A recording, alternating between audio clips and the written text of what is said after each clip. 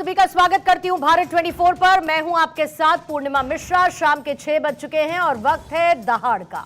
जब इरादे मजबूत होते हैं तो नतीजे भी नजर आते हैं और नक्सलवाद का सफाया करने के जो मजबूत इरादे किए गए उसके भी नतीजे सामने हैं।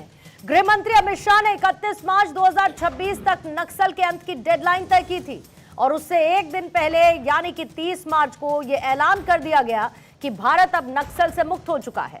वो नक्सलवाद जिसकी शुरुआत 1967 में पश्चिम बंगाल के नक्सल बाड़ी से शुरू हुई और धीरे धीरे उसका दायरा देश के 12 राज्यों में फैला।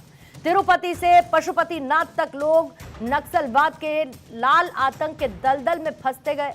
इस रेड कॉरिडोर की वजह से करीब 20 करोड़ लोग प्रभावित थे, क्योंकि इसके बनने के बाद 1971 में नक्सली हिंसा की 3620 घटनाएं दर्ज हुई। नक्सलियों के पास जितने भी हथियार बरामद किए गए, इनमें से 92% हथियार पुलिस बलों और थाने से लूटे गए थे। यानी जिस नक्सलवाद को अभाव में शुरू हुए आंदोलन का नाम दिया जाता रहा, उसका आधार ही हिंसा थी और हिंसा के रास्ते बारूद की मदद और बंदूक की नली से कभी कोई समाधान नहीं निकला। हमारे देश में तो आजादी भी बंदूक से नहीं बल्कि सत्याग्रह से हासिल हुई थी, तो फिर बंदूक की नली से शासन को भला कैसे बर्दाश्त किया जा सकता? फिर भी इस लाल आतंक के कुछ हमदर्द हैं। पुलिस और जवानों की जान लेने वाले, सड़क रास्ते स्कूलों को उड़ा देने वाले, विकास के रास्ते में रोड़ा बनने वालों के साथ सहानुभूति भला कैसे दिखाई जा सकती है? और सबसे बड़ा सवाल यह कि जब पश्चिम बंगाल से होता हुआ नक्सलवाद पूरे देश में फैल रहा था तो उसे रोकने के लिए सही कदम क्यों नहीं उठाए गए? 30 मार्च को जब अमित शाह संसद में नक्सल की समाप्ति का ऐलान करने के लिए आए तो उनके निशाने पर कांग्रेस बेवजह नहीं थी। और आज दहाड़ में अपनी चर्चा के दौरान इसी सवाल को आगे बढ़ाएंगे कि नक्सलवाद क्या सिर्फ एक आंदोलन था या फिर देश के सिस्टम को खत्म करने की कोई सोची समझी साजिश? और कांग्रेस पर लगाए अमित शाह के आरोप भी चर्चा का हिस्सा रहेंगे। लेकिन उससे पहले गृह मंत्री अमित शाह की बड़ी बातें आपको सुनवाएंगे। हमने लक्ष्य किया था कि 31 मार्च को नक्सल मुक्त करेंगे। मैं पूरी व्यवस्था होने के बाद देश को भी सूचित करूंगा, मगर मैं ऐसा बोल सकता हूं, धड़ल्ले से बोल सकता हूं कि हम नक्सल मुक्त हो गए हैं, ऐसा कहने में कोई तकलीफ नहीं। कई सारे बड़े काम जो आजादी के वक्त से इस देश की जनता चाहती थी कि कभी ना कभी हो, वो सारे काम नरेंद्र मोदी जी के 12 साल में हुए और अब ये नक्सलवाद से मुक्त भारत की रचना भी नरेंद्र मोदी जी के शासन के अंदर ही हो रही है। भारत जोड़ो यात्रा में कई नक्सल फ्रंटल संगठन हिस्सा लिए, इसका रिकॉर्ड है। हिडमा जब मारा गया, मान्यवर 172 जवानों को मारने वाला हिडमा जब मारा गया, इंडिया गेट पर नारे लगे, कितने हिडमा मारोगे, हर घर से निकल लेंगे हिडमा। ये वीडियो को राहुल गांधी ने स्वयं ट्वीट किया है। तो आइए आगे बढ़ने से पहले आज दहाड़ के सवाल, फिर उसके बाद मेहमानों के साथ करेंगे चर्चा। पहला सवाल आज यही रहेगा, क्या अब भी देश में बचे हैं नक्सल के हमदर्द? बंदूक की नली से शासन के विचार का समर्थन क्यों? मोदी शाह का अगला निशाना अर्बन नक्सल का खात्मा। वक्त रहते नक्सलवाद को फैलने से आखिर क्यों नहीं रोका गया? कांग्रेस और नक्सल के बीच क्या सचमुच है कोई रिश्ता? हमारे साथ मौजूद हैं बीजेपी के प्रवक्ता आरपी सिंह साहब, कांग्रेस के प्रवक्ता दीपक झा हमारे साथ मौजूद हैं, समाजवादी पार्टी के प्रवक्ता कपिल श्रीवास्तव जी हैं, आरके सिंह साहब पूर्व आईपीएस हमारे साथ स्टूडियो में इस वक्त मौजूद हैं, सूर्य प्रकाश मैथिल जी पॉलिटिकल एनालिस्ट हमारे साथ मौजूद हैं और साथ ही हरेंद्र कुमार सिंह पूर्व मीडिया सलाहकार सीएम झारखंड हमारे साथ चर्चा का हिस्सा हैं। आप सभी मेहमानों का स्वागत करते हुए सबसे पहले थोड़ा सा कोर में जाना होगा और इसीलिए शुरुआत मैं करूंगी हरेंद्र कुमार सिंह साहब आपके साथ, क्योंकि ऑन ग्राउंड की सिचुएशंस को हम ये नहीं कह सकते। सिंह साहब आप कुछ कहना चाह रहे हैं? पहले अनम्यूट करेंगे सिंह साहब, आपकी आवाज नहीं आई मुझे। हाँ अभी आवाज आ रही है आपको? आ रही है सर जी। मैं एक हल्का सा एक कॉन्टेक्स्ट, मतलब नक्सलवाद का एक पैरेलल जो हुआ उसका, क्योंकि हम बुक उसका एग्जांपल देता हूँ, आपकी डिबेट का टोन सेट हो जाएगा। जी बताइएगा। 1980 के दशक में भिंडरावाला को खड़ा किया था श्रीमती इंदिरा गांधी ने। बेकायदा संजय गांधी ने, ज्ञानी जैल सिंह ने, कमलनाथ ने, अरुण नेहरू ने, इन सब ने इंटरव्यू लेकर उसको आशीर्वाद दिया। बाद में वो भस्मासुर बन गया। वो उसी प्रकार से मामला था जिस प्रकार से यहाँ पर हो रहा था। और अभी हमारे रहते हुए अमृतपाल ने कोशिश करी थी, अमृतपाल कहाँ है सबको पता है, वैसी कोशिश करी थी कि मैं देश में खराबी कर सकूं, देश पंजाब का माहौल खराब कर सकूं, एक टेक्स्ट सिर्फ बताने के लिए।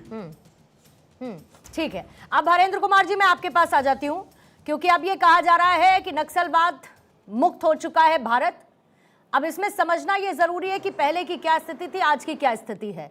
आंकड़े हम सबके सामने हैं। ये भी आरोप लगाए गए और इसमें एक पॉलिटिकल मैसेजिंग भी हुई कि पहले की सरकारों ने वो कदम नहीं उठाया नक्सलवाद को खत्म करने के लिए जो उठाया जाना चाहिए था।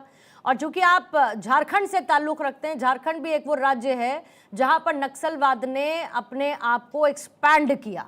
वहां के आदिवासी इसकी वजह से समस्याओं से जूझते रहे और कई ऐसे आदिवासी भी रहे जिनको नक्सल बताकर उनके साथ क्रूर व्यवहार किया गया। आज की सरकार जब यह कहती है कि देश नक्सल मुक्त हो चुका है, तो ऑन ग्राउंड डिफिकल्टीज को देखते हुए हरेंद्र कुमार सिंह साहब, आपको कैसा लगता है एक देशवासी के तौर पर, और झारखंड से आप ताल्लुक रखते हैं तो उस तौर पर? देखिए, बात ऐसी है कि नक्सलवाद से का उन्मूलन के लिए पोटा तो 2002 में ही आया था, तो खत्म तो बहुत पहले हो जाना चाहिए था।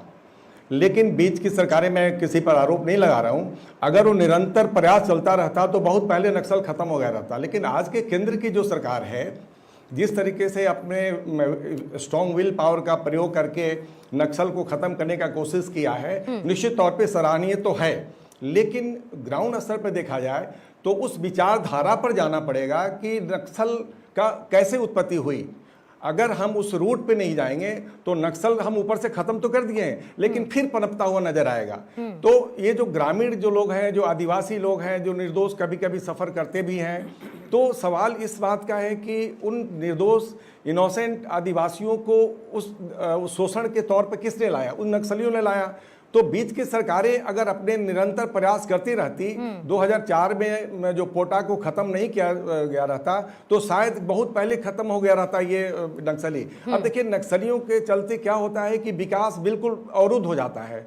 अच्छे अच्छे लोग जो इन्वेस्टमेंट करना चाहते हैं, जो चाहते हैं कि विकास ये किया जाए, तो ग्रामीण क्षेत्र से में कुछ विकास हो नहीं पाता है, जिसका नतीजा आज ये है कि हम अभी भी देश के कुछ जो ऐसे ग्रामीण हिस्से हैं जो अभी भी विकास से बहुत दूर हैं। अब सवाल है कि नक्सल तो खत्म हो गया ऊपरी सतह पे, बट विचारधारा में परिवर्तन लाने की जरूरत है, जो हमारे केंद्र की सरकार शायद बखूबी इसको करेगी। ठीक है, क्योंकि इतना बड़ा काम कर दिया अगर केंद्र सरकार ने, तो निश्चित तौर पे वो भी काम करेगी कि उनके विचारधारा में परिवर्तन, आमूलचूल परिवर्तन लाकर मुख्य धारा में लाने का प्रयास करेगी कि वे ग्रामीण अपने स्वतः विकास के मुख्य धारा में शामिल हो सके और आ सके।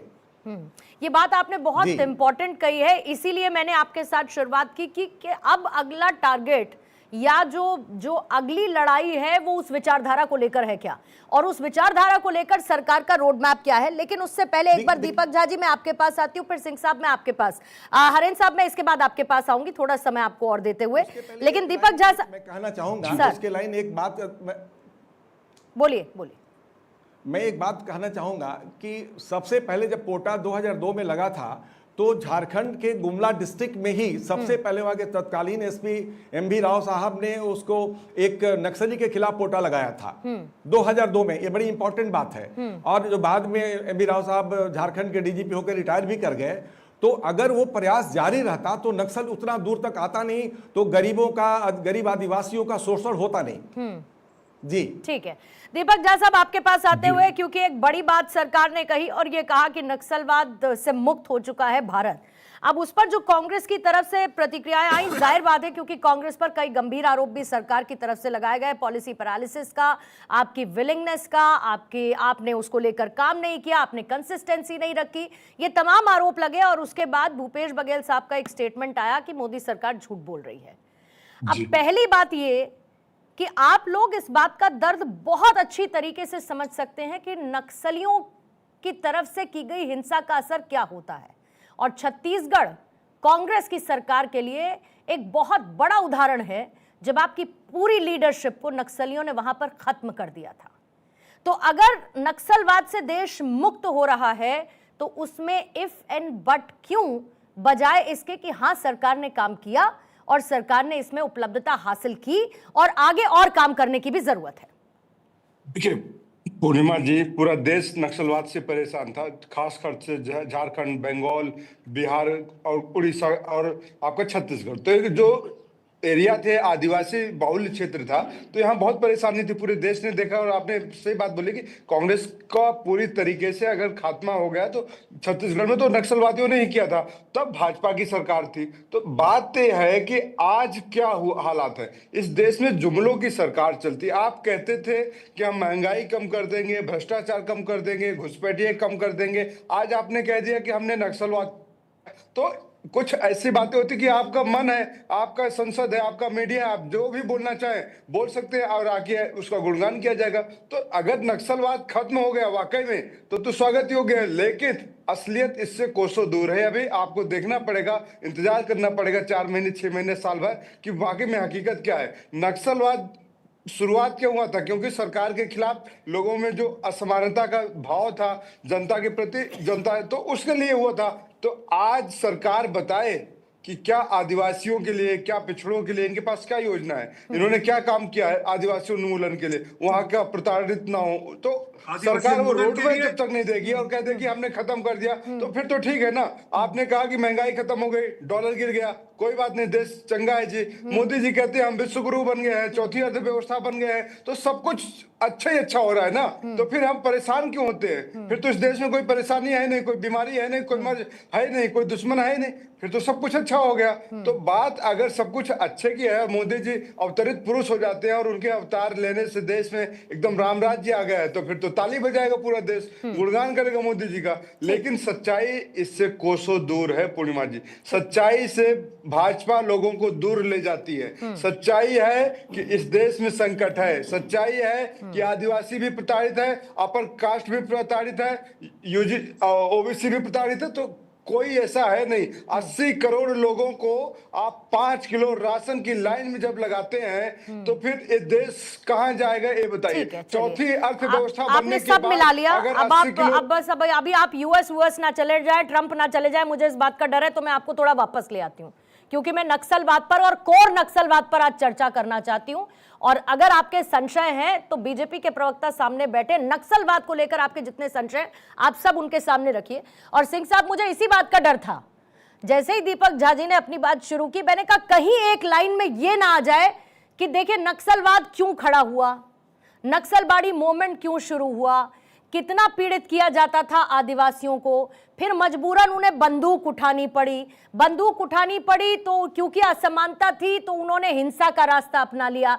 यही जस्टिफिकेशन सालों से सुनते आए, ये भूल गए कि इस नक्सलवाद ने देश का कितना बड़ा नुकसान कर दिया। सिंह साहब 10 सेकंड मैं आपको बताऊंगा। पहले सुन लीजिए दीपक जी, पहले सुन लीजिए। सलवा जुडूम याद करिए, सलवा जुडूम याद करिए, चिदम्बरम को, और याद करिए मासूम आदिवासियों को। मैं वही कह रहा हूँ कि जब याद करिए 76 सीआरपीएफ जवानों को तो ठीक है, दंतावाड़े में शहीद हुए, ठीक है, इन्हें सुनेंगे, सिंह साहब को सुनेंगे। याद करिए सिंह साहब को 172 लोगों को अगर हमने उसको मारा था, हमने इसको खत्म करने के लिए प्रयास किया था, तब यही भाजपा चीख रही थी, तब यही भाजपा कोर्ट का चक्कर लगा रही थी, तब यही भाजपा सरकार में सत्ता में मलाई खा रही थी। तो इनके साठ घाट के द्वारा ही इसका नक्सलवाद का प्रायोजित पल्लवित और पुष्पित हुआ है। तो भाजपा जो आज है, सुप्रीम कोर्ट ने सलवा जुडूम पर सवाल उठाए थे कि नहीं उठाए थे? नक्सलवादियों का ही चेहरा सलवा जुडूम पर सुप्रीम कोर्ट ने सवाल उठाए थे कि नहीं उठाए थे दीपक झा साहब? मैं वही कह रहा हूँ कि तो क्या था फॉल बैक प्लान? फिर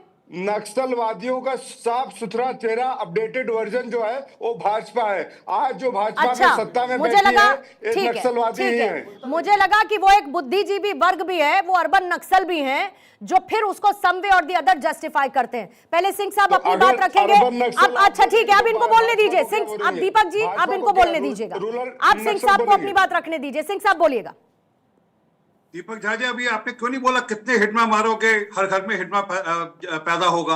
बोलो ना एक बार, आप बोलो ना, आप बोलो ना एक बार। वही राहुल गांधी सिंह साहब आप डायरेक्टली मुझे रेफर करिए प्लीज, मैं पॉइंट टू पॉइंट चलिए, सारी चीजें समझना चाहती हूँ। पूर्णिमा जी, मैं कांग्रेस के लीडर स्पोक्स पर्सन पूछने जाता हूँ हाँ। कि कितनी बार ये बोलेंगे कितने हिटमा मारोगे, हर घर में हिटमा जन्मेगा।